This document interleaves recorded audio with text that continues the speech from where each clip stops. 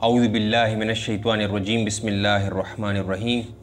रसूलुल्लाह सल्लल्लाहु अलैहि वसल्लम एक दफ़ा सहाबा कराम रज़ी अल्लाह ताला अन्हुम अजमईन के दरमियान बैठे हैं और उन्हें एजुकेट कर रहे हैं, उनकी तरबियत कर रहे हैं और फरमा रहे हैं, अय्युहन्नास, ए लोगो, बेशक अल्लाह पाक है, तय्यब है, ला युक़बलु इल्ला तय्यबन, कबूल नहीं करता मगर तय्यब चीज़, पाक चीज़ कबूल करता है।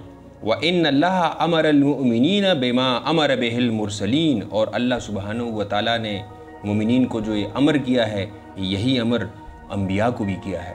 और इसके बाद रसूलुल्लाह सल्लल्लाहु अलैहि वसल्लम ने कुरान का हवाला दिया, फ़क़ाला या अय्युहर रुसुलु कुलू मिनत तय्यिबात वअमलू स्वालिहन, कि ए रसूलो, खाओ पियो तय्यिबात में से, वअमलू स्वालिहन, और अमल करो नेक। यहाँ से उलमा ने एक इस्तिदलाल किया है कि वअमलू स्वालिहन, हज, रोज़ा, ज़कात, नमाज़ें, ये अमल स्वालिह है।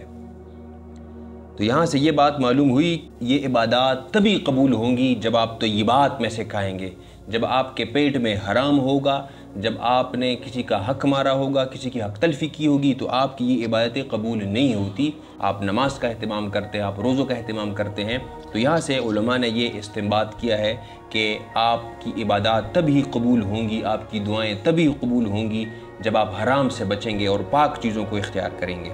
आगे रसूलुल्लाह सल्लल्लाहु अलैहि वसल्लम ने दोबारा कुरान मजीद का हवाला दिया, वक़ाला या अय्युहल्लज़ीना आमनू कुलू मिनत तय्यिबात मा रज़क़नाकुम, कि ए मोमिनो, खाओ पियो उन तय्यिबात में से जो हमने आपको अता की है। इसके बाद रसूलुल्लाह सल्लल्लाहु अलैहि वसल्लम एक शख्स का जिक्र करते हैं। मुहक़्क़िक़ीन उलमा ये फरमाते हैं कि ऐसा मालूम होता है कि एक शख्स दूर दराज से मक्का की तरफ आता है और उसकी हालत ठीक नहीं होती है। सुम्मा ज़करर रजुला युतीलु सफ़रा, फिर एक शख्स का जिक्र करते हैं रसूलुल्लाह सल्लल्लाहु अलैहि वसल्लम, युतीलु सफ़रा, जिसने बड़ा तवील सफ़र किया होता है, दूर इलाके से आया होता है। अशअफ़ा अग़बरा यमुद्दु यदैहि इलस्समाए, और इसके बाल बिखरे हुए हैं, इसकी हालत ठीक नहीं है, और इसके चेहरे पर, इसके बालों पर गर्द पड़ी हुई है, डस्ट पड़ी हुई है। यमुद्दु यदैहि इलस्समाए, और अपने हाथों को आसमान की तरफ इस तरह फैलाए हुए हैं, कह रहा है या रब या रब्बे या रब्बे, ए मेरे रब, ए मेरे मौला। ऐसा मालूम होता है कि ये दुआ मनाजात के लिए यहाँ पर आया है, इबादत के लिए यहाँ पर आया है। रसूलुल्लाह सल्लल्लाहु अलैहि वसल्लम आगे फरमाते हैं, व मतअमुहु हरामुन व मशरबुहु हरामुन व मलबसुहु हरामुन व गुज़िया बिल हराम, लेकिन हालत ये है कि व मतअमुहु हरामुन, इसका खाना पीना जो है, इसका जो तआम है वो हराम है, व मशरबुहु हरामुन, उसका पीना जो है वो हराम है, व मलबसुहु हरामुन, और जिन कपड़ों में यह है, जिन कपड़े इसने पहन रखे हैं और जिस हालत में ये इबादत कर रहा है वो कपड़े भी हराम के हैं। वो गुज़िया बिल हराम, उसका खाना पीना, ग़िज़ा, तआम, हर चीज़ हराम है। फ़अन्ना युस्तजाबु लिज़ालिक, तो इसकी दुआ कैसे कबूल होगी। रसूलुल्लाह सल्लल्लाहु अलैहि वसल्लम ने एक बड़ा शानदार दर्स दिया हमें कि हमारी इबादतें, हमारी दुआएं, हमारी मनाजात, हज और रोज़े तभी कबूल होंगी जब आप हराम से बचेंगे।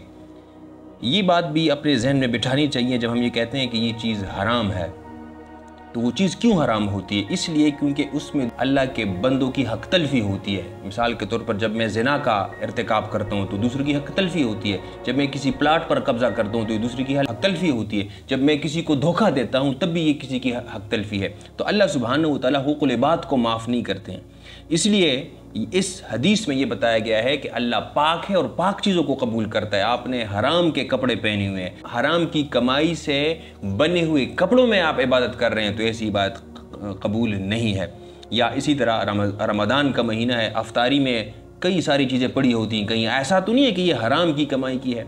जो सहरी आप करते हैं, जो चीज़ें आप खाते हैं, कहीं ऐसा तो नहीं है कि वो हराम की कमाई की है। कहीं आपने हक तलफ़ी तो नहीं की। अगर आपने हक तलफ़ी की है, किसी का हक मारा है, किसी के ज़मीन पर कब्ज़ा किया है, किसी के जान माल को नुकसान पहुंचाया है, तो आपकी इस तरह की इबादत कबूल नहीं होती। किसी शायर ने क्या खूब कहा है कि दिल में बुग़्ज़, पेट में हराम और तवाफ़ पे तवाफ़, काबा खुद इस चक्कर में है कि ये लोग किस चक्कर में है। तो इबादत करते वक्त ये भी सोचना चाहिए कि हमने किसी का हक तो नहीं मारा है, हमारे हाथों कोई दूसरा مومن ساتھی تنگ تو نہیں ہے، ہماری وجہ سے کسی کی زندگی برباد تو نہیں ہو رہی، اور مخلوق کا حق ادا کرنا بھی عین عبادت ہے۔ یہ بات اچھے سے اپنے دماغ میں بٹھا دیں کہ جب آپ کم نہیں تولتے ہیں تو آپ عبادت کر رہے ہیں، آپ حرام سے بچ رہے ہیں۔ جب آپ قتل نہیں کرتے ہیں تو آپ حرام سے بچ رہے ہیں۔ جب آپ جھوٹ نہیں بولتے ہیں تو آپ حرام سے بچ رہے ہیں۔